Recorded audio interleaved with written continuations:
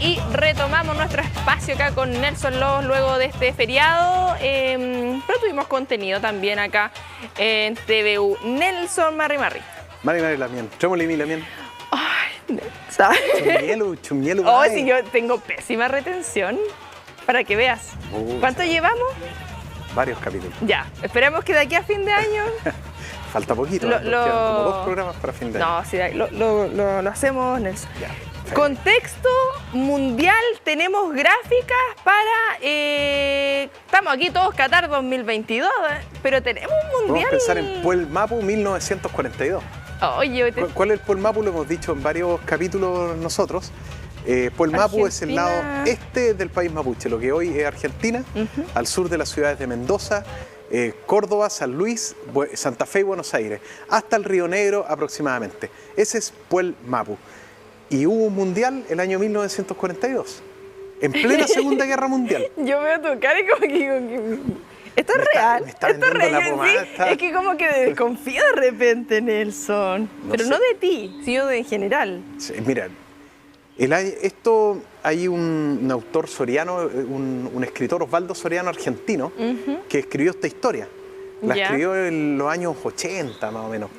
Y él cuenta que en ese periodo, bueno, no había mundial porque estaba la crema en el mundo, no había selecciones, no había ningún lugar seguro. Entonces la FIFA suspendió el mundial del 42 y el mundial del 46 creo que fue. Por como la reconstrucción, después todo. Y resulta que Soriano dice que le dijeron que una persona que fue testigo de un mundial que tuvo lugar, bueno, él le llama la Patagonia, él dice la Patagonia Argentina, entonces, pero los mapuches le dicen en Puel Mapu. Y que hubo un mundial donde un empresario alemán vio cómo estaban unos mecánicos que fueron a instalar líneas de comunicación telefónica, todo, al territorio, en este caso, argentino, o mapuche, depende cómo se mire, y estaban instalando estas cosas y se ponían a pelotear en sus ratos libres. Entonces él dijo, hay que terminar esta guerra por medio del fútbol. Pero el fútbol a veces genera más conflicto, po. Claro, pero hay ilusos en todos lados. Entonces él financió este mundial y llamó a la gente que había ahí porque había trabajadores de distintas selecciones del mundo. Había chilenos, había obviamente argentinos, había italianos, había polacos, alemanes, franceses, guaraníes o Abá, que es el nombre como la gente en el fondo, y ellos como bajo bandera paraguaya. ¿Quiénes se me quedan? Porque fueron creo que 7 u 8 selecciones. Francia, no sé si la dije. Y dijo ya, vamos a armar aquí un mundial y con cancha donde eran casi unos palos sin malla y armaron este mundial. Rústico total. Muy rústico. Y los alemanes se habrían estado comunicando con Hitler.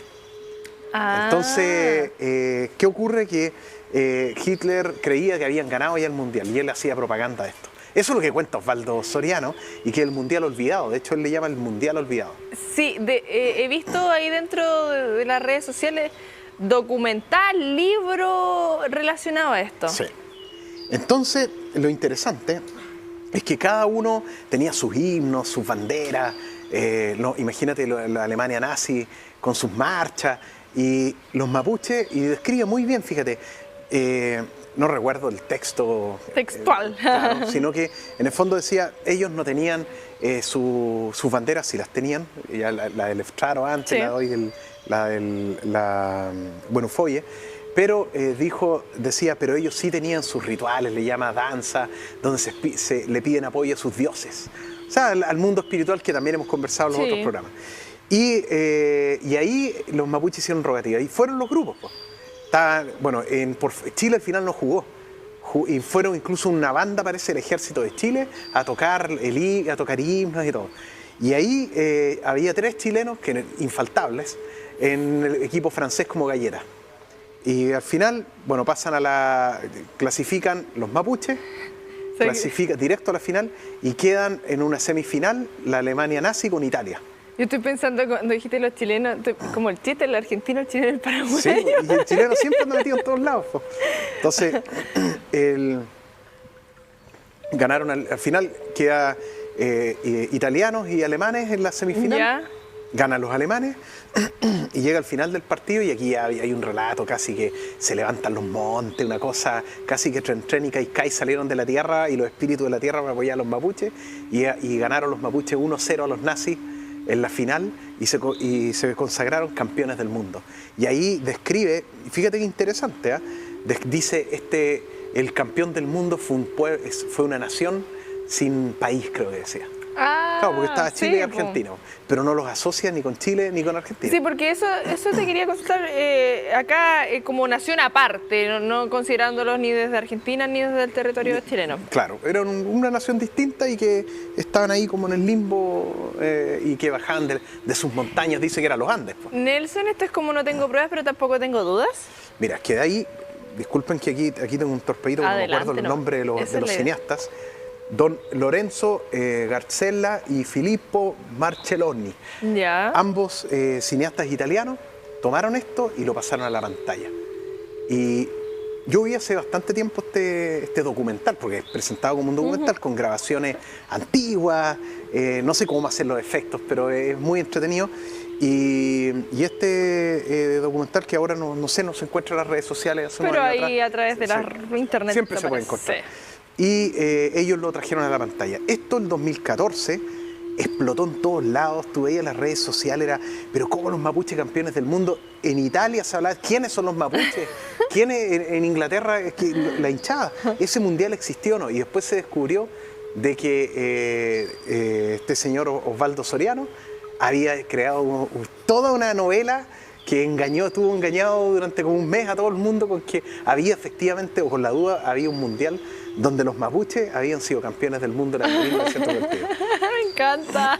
Esto es como Bart Simpson ahí haciendo creer los capítulos ahí. Oye, Nelson, lo que significa también el fútbol con el pueblo mapuche, porque claro, estas costumbres no sé si eran dentro de lo tradicional para ellos como entretenimiento. Nosotros hemos hablado del palín en otra. Había un deporte que hoy no se practica, o un juego que no me acuerdo el nombre, pero se jugaba con 4 jugadores por lado y era muy parecido al fútbol. Muy parecido, era prácticamente lo mismo que una cancha, como un baby, digamos. Pero tal vez la cancha más pequeña. Y algunas reglas distintas. Yo nunca he jugado ese juego, pero estaba ese como fútbol mapuche, si podemos llamarlo de una manera. Pero en Mapuzungún, como neologismo, se ha integrado el nombre como pelotatún. Vamos a jugar la pelotatún, o sea, jugar a la pelota. Tenemos la gráfica, señor director, ahí dentro de estas palabras que vamos aprendiendo en el vocabulario. Relacionada a esta misma temática, porque claro, tú señalas pelotatún, pero futbolista, ¿cómo se pelotatufe, dice? Pelotatufe. Pelotatufe. Que el fe es como la acción del que hace algo. Sí. Entonces, la buen tufe, el que sana, el que cuida. Ahí está la gráfica. Manos cugú. Cugú. Claro, las manos cugú que van, obviamente el arquero. Pongámonos acá nomás. Las emplea en el arco para sacar las laterales, ¿cierto? Y los dedos, chagnul cubio. Y los namun son los pies. Cabeza acá de lo de lonco. Lonco, cabeza, sí. Y si vamos ahí avanzando, claro, aprendiendo también estos términos relacionados al fútbol en esta fiebre mundialera con Qatar 2022, tenemos la siguiente laminita ahí para revisar. Ahí la parada de pecho. Ruku, sí. ¿Pero tiene tilde? Ruku, es que los pehuenches, por ejemplo, marcan harto el acento ruku, rucaste, dicen los pehuenches. Y como con nachas y como... como marcado más al final un ruku, digámoslo ruku ya, para no confundirnos. Y la rodilla es luku. Mira. La rodilla es luku. Hombro falque. Y trasero quichío. Si el trasero también se ocupa jugando a la pelota, ¿no has visto cuando se dominan varios? Le pegan su colazo. Sí, me gusta. Ahí dentro. Anungue también le dicen otros. ¿Cuánto? Anungue. Anungue. Como un lugar con el que uno se sienta. Ya. Y acá el quichillo es lo más conocido, el quichillo. Y seguimos acá con estas palabras respecto a, ya veíamos futbolista, manos, pies, cabeza, pecho, rodillas, hombro y tenemos brazos y piernas. Lipang son los brazos y Chang son las piernas. Lipang. Lipang, suena como oriental, ¿Sí? como chino. Sí, no, mira, Y Chang son las piernas. me gusta. Ahí dentro de lo que vamos aprendiendo también cada semana. Entonces, Nelson, mundial ahí nos queda como... Una bonita historia. Una bonita historia que pudo ser. Que pudo ser donde los mapuches fueron los ganadores. Y obviamente que si uno lo ve en perspectiva, en las comunidades mapuches se juega mucho fútbol. Han salido grandes futbolistas del mundo mapuche. Bueno, tiene Marcelo Salas Melinao, que él se identifica como mapuche, sí. Que no se involucra en temas políticos o otra cosa, pero él siempre se ha identificado. Yo sé de buena fuente que participa en la ceremonia de su comunidad, todo, su familia igual. Tenemos a Maripán, por ejemplo, lo estamos viendo ahí, Bocellur Coliqueo, 3 seleccionados nacionales que les fue bien en la selección.